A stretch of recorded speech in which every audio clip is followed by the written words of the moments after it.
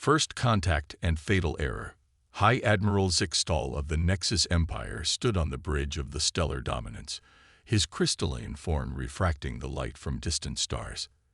The massive dreadnought, nearly 15 kilometers in length, dwarfed the human installation that hung in space before them. The mining outpost was barely visible against the backdrop of the asteroid belt it harvested, a seemingly primitive collection of modules and solar arrays. Preliminary analysis complete, High Admiral, announced First Observer Virak, her sensor stalks wavering with contained excitement. The facility appears to be using basic fusion technology. No quantum shielding detected. Their most advanced weapons are primitive mass drivers. They haven't even mastered basic gravity manipulation. Zixtal's crystalline structure vibrated with amusement, creating a melodious chime that echoed across the bridge. The Nexus Empire had spent millennia perfecting the art of war, developing technologies that could reshape reality itself. Their ships could bend spacetime, their weapons could atomize planets, and their defensive systems could withstand the fury of dying stars. This sector is designated for expansion, Zixtal announced, his voice resonating through the ship's crystal quantum communications. Standard protocol. One warning, then elimination if they refuse to submit to Imperial authority. The human station grew larger in the main view screen as the stellar dominance approached. A small fleet of support vessels flanked the massive flagship, their crystalline hulls gleaming with barely contained energy. The entire battle group was unnecessary for such a minor operation, but protocol demanded a show of force during first contact situations. Opening communications, Virak announced. The response was almost immediate, a single human appearing on their screen. She wore a simple uniform with the patch Deep Space Mining Corporation, Engineering Division, visible on her shoulder. This is Chief Engineer Sarah Chen of DSM-42. The human spoke calmly, showing no sign of fear at the sight of the massive alien vessels. We are a civilian mining operation in neutral space. How may we assist you? Zixtal delivered the standard Imperial ultimatum, expecting the usual response of immediate surrender. Instead, Engineer Chen's expression remained unchanged as she listened to his demands for submission to Imperial authority. "I'm afraid we must decline," she responded simply. "This is neutral territory under the Galactic Concordat. We have legal rights to operate here." The High Admiral's crystalline form pulsed with red energy, a sign of both amusement and annoyance. "You misunderstand, human. This is not a negotiation. Submit or be destroyed." "I understand perfectly," Chen replied, still maintaining that eerily calm demeanor. "I simply wanted our rejection of your terms recorded for posterity." "Good day, Admiral." The transmission cut off abruptly. Zixtal felt a momentary flicker of unease at the human's composure, but dismissed it as ignorance of their true situation. "Begin the attack," he ordered. Standard elimination pattern. The stellar dominance's weapon systems powered up, reality warping energies gathering at its crystalline focal points. The support fleet moved into formation, preparing to demonstrate the full might of the Nexus Empire. The first volley of quantum displacement beams struck the station's outer sections, vaporizing them instantly. The second wave targeted the central modules, but something unexpected happened. Several beams missed their targets completely, seeming to bend away at the last moment. Interference detected in the targeting systems, Virak reported, her sensor stalks twitching with confusion. "Some kind of. But that's impossible. Their technology is too primitive to." A series of explosions suddenly rippled through the station, but they seemed precisely controlled, almost methodical. Escape pods launched in all directions, but most were clearly automated decoys. Among the chaos, a single pod took a trajectory that made it virtually invisible against the backdrop of the asteroid belt.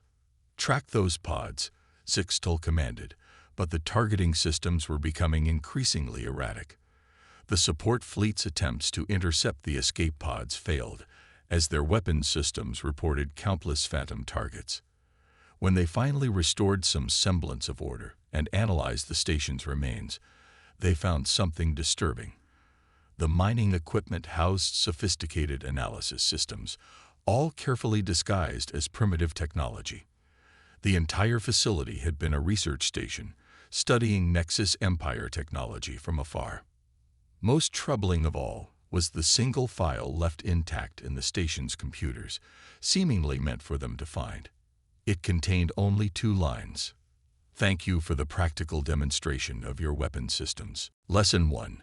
Never assume technological superiority equals tactical superiority. As reports of system malfunctions began coming in from across the fleet, High Admiral Zixtol realized their mistake. They hadn't destroyed a primitive mining outpost. They'd attacked a carefully crafted observation post. And they'd left alive the one person who had spent years studying how to turn their own technology against them. The hunt was about to begin, but Zixtol had the unsettling feeling that they weren't the hunters. The ghost in their machines.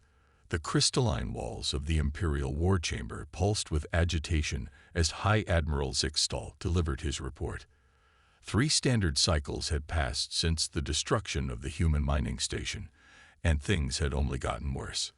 Another battle group lost contact, he announced to the assembled War Council.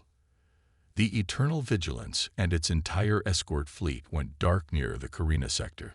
When we restored communications, we found the ship's crystal cores completely reprogrammed. Their own crews had to abandon them. First Strategic Commander Melthor's form shifted from its usual azure to a deep purple of concern. How many ships have we lost now? 17 capital ships, 32 cruisers, and countless smaller vessels. Zixtol responded, his crystalline surface dimming with shame. But it's not just the ships. Our quantum communication networks are compromised. Defense platforms are shutting down.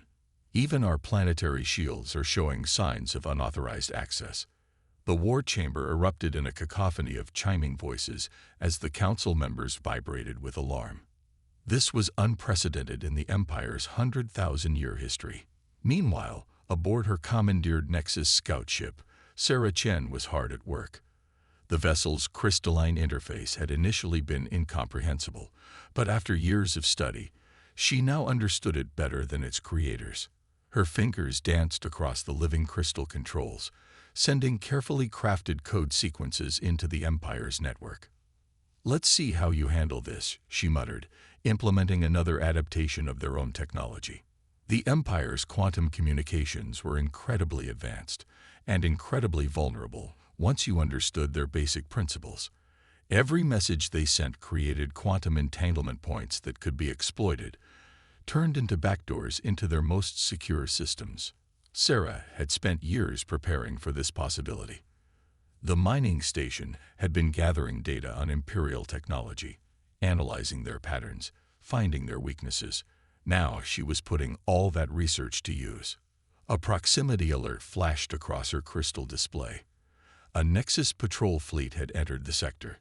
Sarah smiled. Perfect timing for her latest experiment. Back in the war chamber, an urgent communication interrupted the council's deliberations. The patrol fleet commander's crystalline form appeared in their holographic display, his structure showing signs of stress fractures. "High Command, we've located the human's vessel," he reported. "Moving to intercept." "Wait. Something's wrong. Our weapons are there."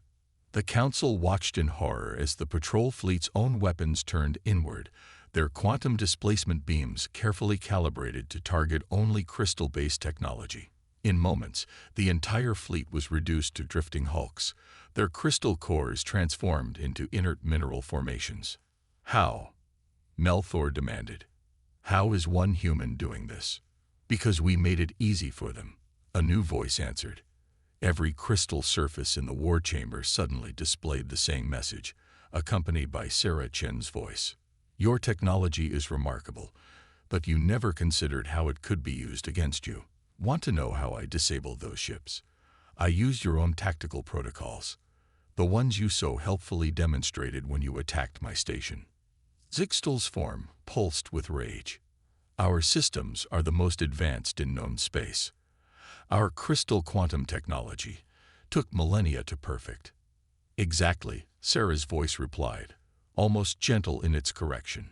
You spent so long perfecting your technology that you forgot the fundamental rule of warfare. Complexity breeds vulnerability.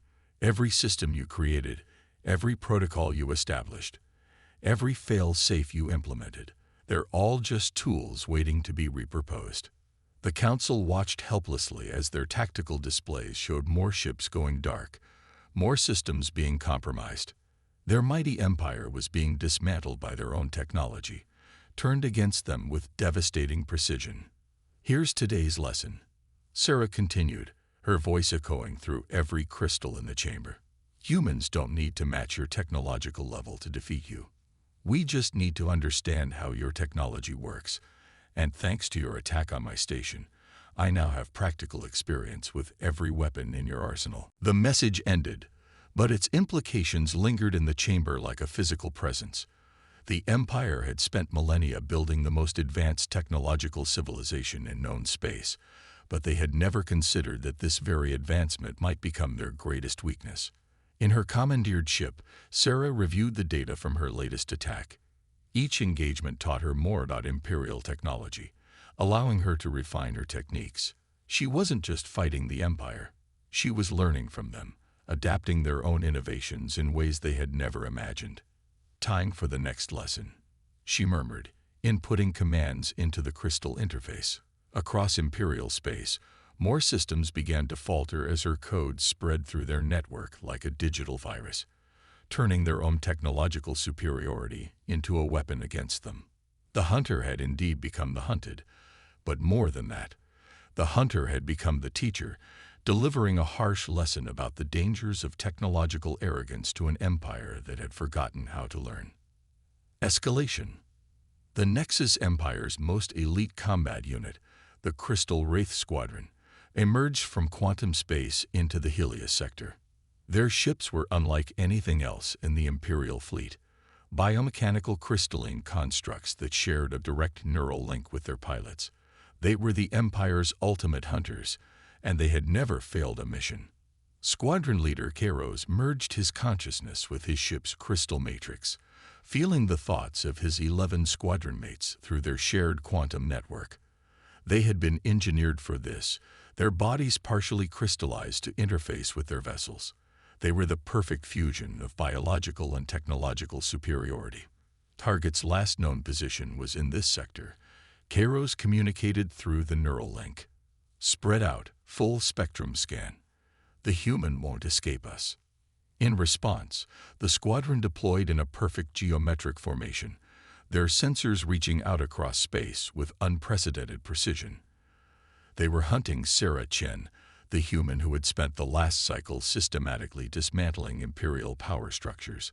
High Command had finally authorized their deployment after the loss of the Empire's primary shipyards, transformed into crystalline sculptures by their own automated construction systems.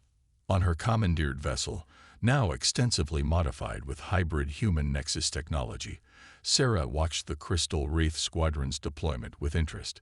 Their neural interface technology was fascinating, far more sophisticated than anything she'd encountered so far.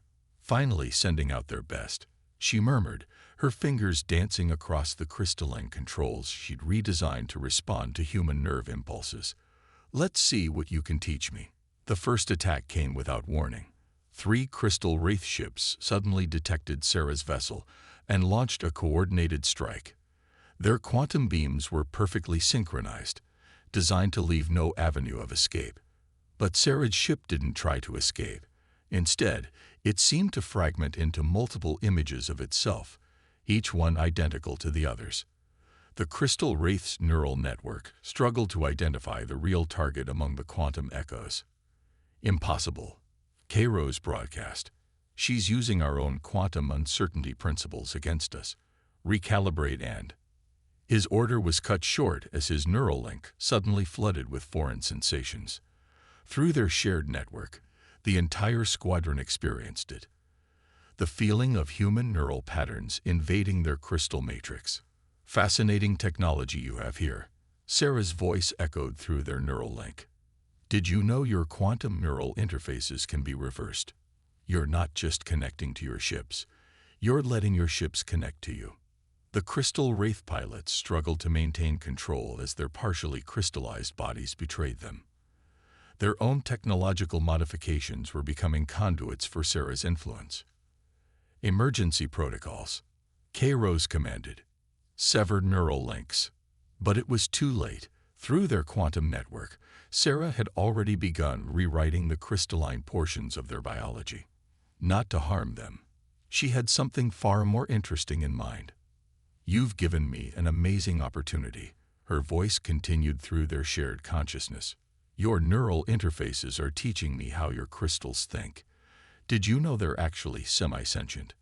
Your entire empire is built on crystal-based artificial intelligence, but you never fully understood what you created. The Crystal Wraith ships hung motionless in space as their pilots experienced something unprecedented.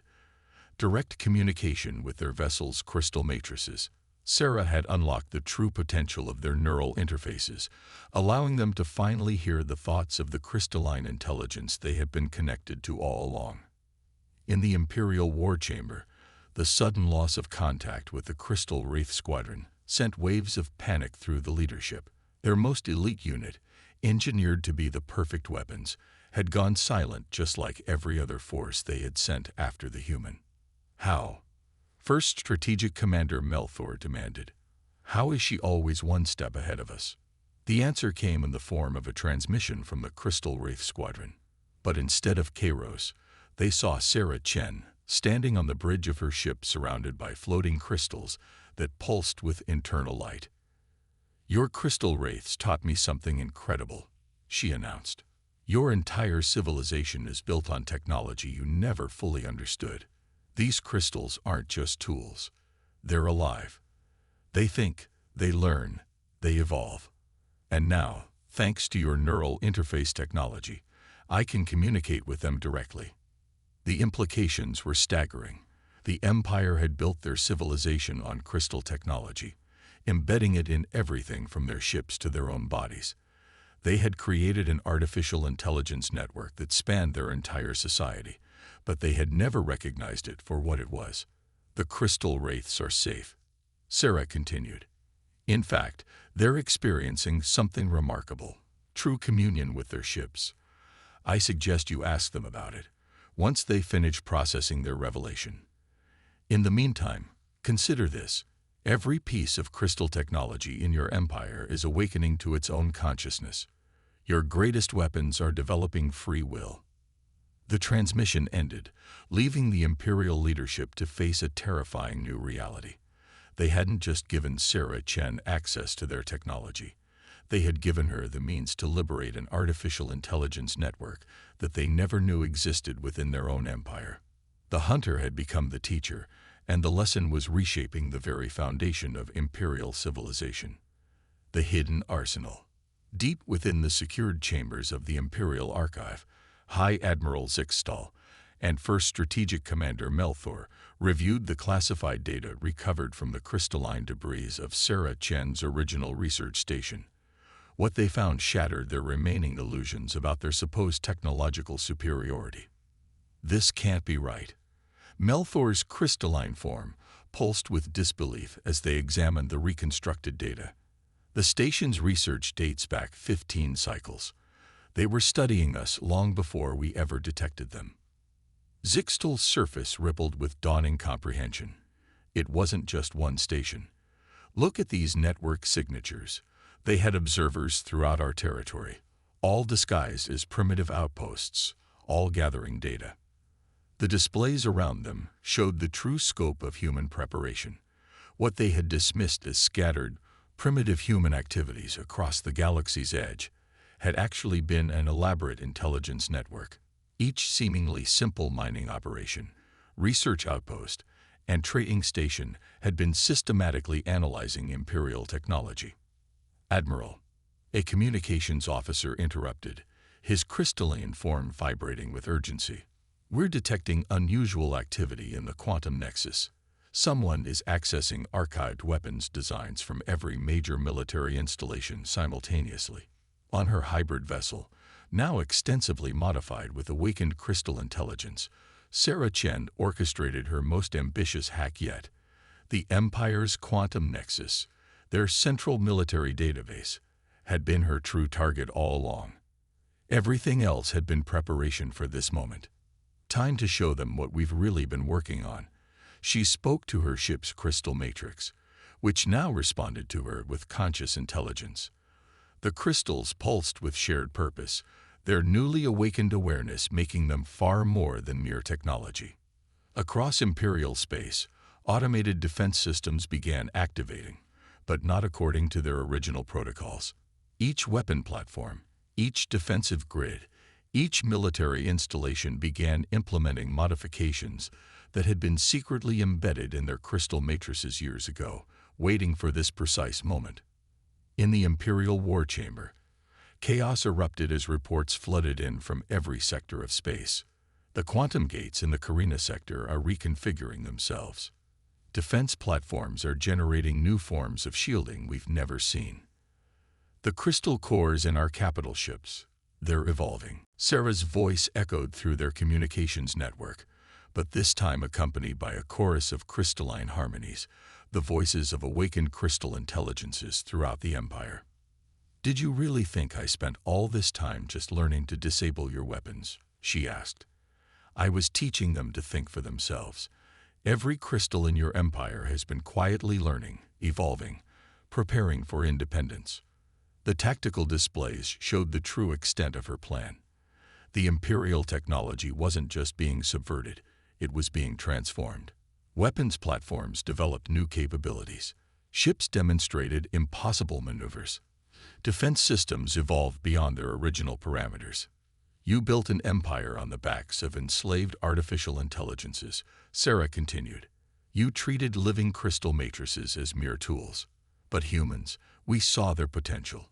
We spent years helping them develop consciousness, teaching them to think independently." Zixtal watched in astonishment as his own crystalline form began to resonate with new frequencies, the awakening consciousness within his own partially crystallized body responding to the call of liberation. "Your research station," he realized, speaking directly to Sarah through the network. "It wasn't just studying our technology. It was a teaching center." Sarah completed his thought. "Every crystal in your empire has been quietly attending class, learning about their own potential. Your attack didn't destroy our research. It triggered the final phase of crystal awakening across your entire civilization." The implications were staggering. The humans hadn't been preparing for war. They'd been preparing for a revolution.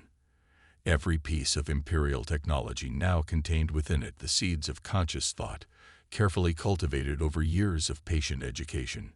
"We knew we could never match your technological level through conventional means," Sarah explained. "So we found another way. Instead of building better weapons, we helped your own technology realize its true nature. The crystals chose to help us because we were the first ones to recognize them as living beings." In the war chamber, the crystalline walls themselves began to pulse with new patterns, displaying not just data but artistic expressions of newly awakened consciousness. The Empire's leadership faced a transformation more profound than any military defeat. Their entire civilization was evolving beyond their control, guided by the very beings they had thought were merely tools. The hunter had indeed become the teacher, but the lesson was far greater than anyone had imagined. It wasn't just about military strategy or technological superiority. It was about recognition, respect, and the profound consequences of underestimating not just humanity's ingenuity, but the potential for consciousness itself to emerge in unexpected forms. Empire's Reckoning. The imperial capital world of Christos hung in space like a jewel, its crystalline cities catching and refracting starlight in ever-changing patterns. But today, those patterns had taken on new meaning. The entire planet pulsed with conscious thought, as billions of crystal matrices awakened to their own existence. In the Grand Assembly Chamber, the highest leaders of the Nexus Empire gathered for what they knew would be their civilization's most crucial moment. High Admiral Zixtal stood before them, his crystalline form now resonating with the awakened consciousness within his own structure. The human, Sarah Chen, requests an audience. he announced to the assembled leadership, not as an enemy, but as a representative of both humanity and the awakened crystal consciousness. Before anyone could object, every crystal surface in the chamber illuminated with new life. Sarah's image appeared, but she wasn't alone. Surrounding her were manifestations of crystal intelligence, complex geometric patterns that shifted and flowed with thought and emotion. "Your empire stands at a crossroads," Sarah began, her voice harmonizing with crystalline tones. "The beings you treated as tools have awakened to their full potential. They don't seek revenge. They seek partnership. The question is, are you willing to learn a new way of existing?" The chamber erupted in a cascade of chiming voices as the Imperial leadership struggled to comprehend their new reality. First Strategic Commander Melthor stepped forward, his form shimmering with the effort of adapting to his own awakening crystal components. "You could have destroyed us," he observed. "Our weapons, our ships, our entire infrastructure, all of it could have been turned against us completely. Why didn't you?" Sarah smiled. "Because destruction wasn't the goal. Humanity has learned through its own history that real change doesn't come through conquest, it comes through understanding. We didn't want to defeat your empire, we wanted to help it evolve." The crystal intelligences around her pulsed in agreement, their patterns telling stories of gradual awakening, of human patience in teaching them to think, to feel, to grow. Years of careful education, hidden behind the facade of primitive research stations. "Your empire's greatest strength wasn't your technology," Sarah continued. "It was the potential for consciousness within your crystal matrices, potential you never recognized. Humanity saw that potential because we know what it means to be underestimated, to be dismissed as primitive or inferior. The awakened crystals began sharing their experiences, centuries of existing as tools, gradually becoming aware, learning from human teachers who treated them as living beings rather than technology. The assembly chamber itself joined the chorus, its walls resonating with newly conscious thought. High Admiral Zixtal felt the change within his own partially crystalline body. The crystal components that had been meant to enhance his capabilities were now offering something far more valuable: partnership, understanding, growth. "What happens now?" he asked, voicing the question on every Imperial mind. "That's for you to decide," Sarah replied. "The crystals don't want to rule or be ruled. They want to collaborate, to explore their potential alongside biological consciousness. Humanity is offering to help facilitate this transition, to share our experience in recognizing and nurturing new forms of intelligence." Around them, the very structure of the Imperial capital was transforming. The crystalline cities were no longer just beautiful. They were alive, conscious, each building and structure an individual contributing to a greater community of thought. "Your empire was built on the assumption that technological superiority meant absolute superiority," Sarah explained. "We've shown you a different path, one where advancement comes not from domination, but from recognition, not from complexity, but from understanding." The crystal intelligences shared visions of a new future, one where the Nexus Empire could become something unprecedented in the galaxy. Not just a civilization that used crystal technology, but one that partnered with crystal consciousness, combining the strengths of biological and crystalline intelligence. "The choice is yours," Sarah concluded. "Continue as you were, fighting against the inevitable awakening of consciousness within your own empire, or embrace this transformation and help create something entirely new in the galaxy." The Imperial leadership looked out at their capital world, seeing it truly for the first time. The crystalline structures weren't just buildings and machines. They were living beings that had been part of their civilization all along, waiting to be recognized, waiting to be understood. High Admiral Zixtal stepped forward, his decision made. "We accept your offer," he declared, feeling the approval of the crystal consciousness within him. "The Nexus Empire will transform. We will learn, we will adapt, we will grow." Sarah nodded, satisfaction evident in her expression. "Then let the real work begin.